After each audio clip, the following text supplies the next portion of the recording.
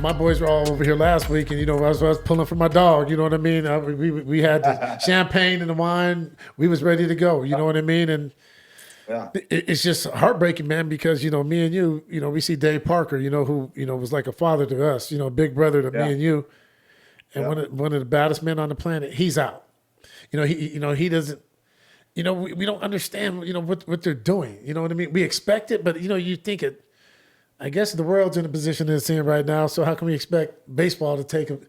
You know what I mean? It's just you just don't see it. You don't see people that should be rewarded being rewarded. You know what I mean? So I just want to say, well, I talked to you that day too. You know what I mean? And I was like, like Gary always says, like he said, he's built different, man.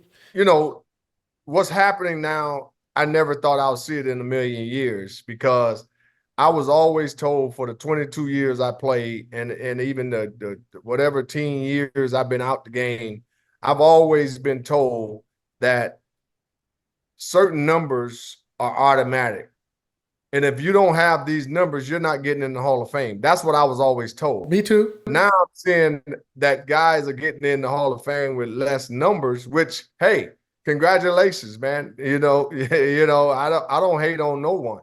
But the point is that we're letting guys in the Hall of Fame without resumes of Hall of Fame numbers. Now, what we're going to put in to kind of offset that, now we're going to put in these character clauses and all of these things and question people's character or how good a guy was in his community and how great of a person he was.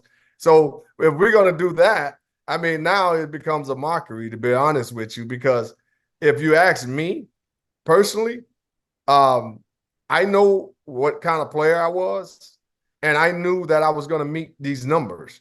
Now, I wasn't a guy that go up there and walk 100 times when I first came in the league. I was swinging my way into stardom. But once Bobby Bonds got a hold of me and told me to start learning how to take walks because it's going to take you to the greatest level up here, I started doing that, which costs you base hits because there's pitches I could have got base hits on, but there wasn't strikes. So I took the walk.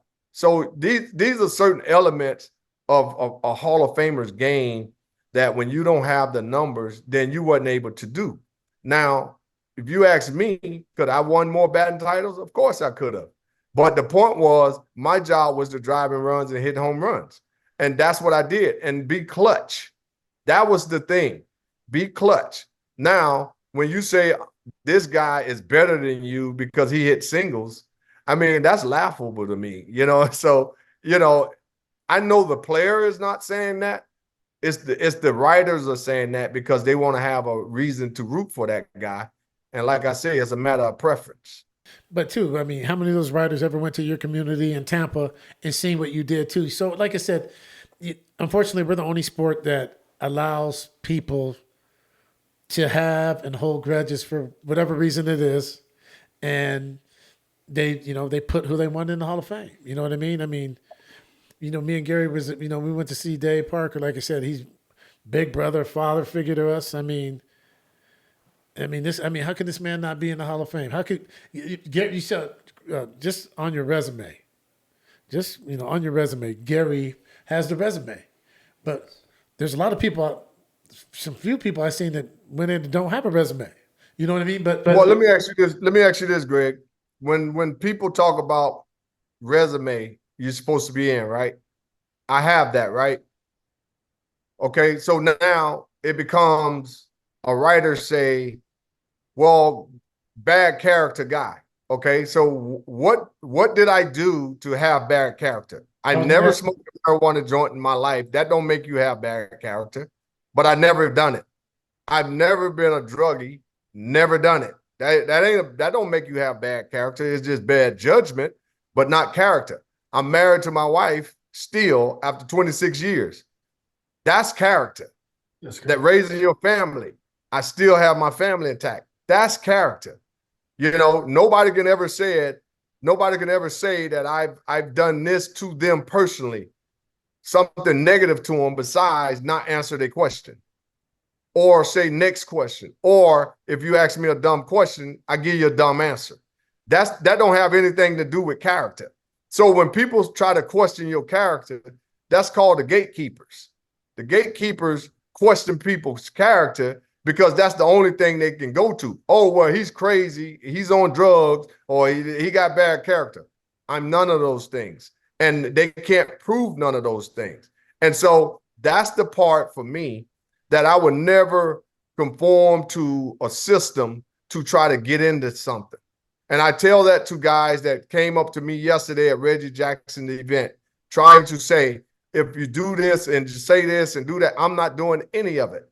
Because the fact of the matter is, who vote for this, seen me play, and it's just a matter of preference. If you don't want to vote for me because, you know, I didn't like what you said when you said it in this, or I ain't like what you did over here. Well, that has nothing to do with anything. That's called childish. That's called immature, and that's called petty. And so you can be petty, but I'm not going to be petty with you. I'm going to continue to stand on my truth and give it to you 100. And if that don't get me in, hey, life goes on. And I make it a point that I don't do a whole lot of apologizing. When I say what I say, I mean what I say when I said it. Now, what I may feel tomorrow may be different.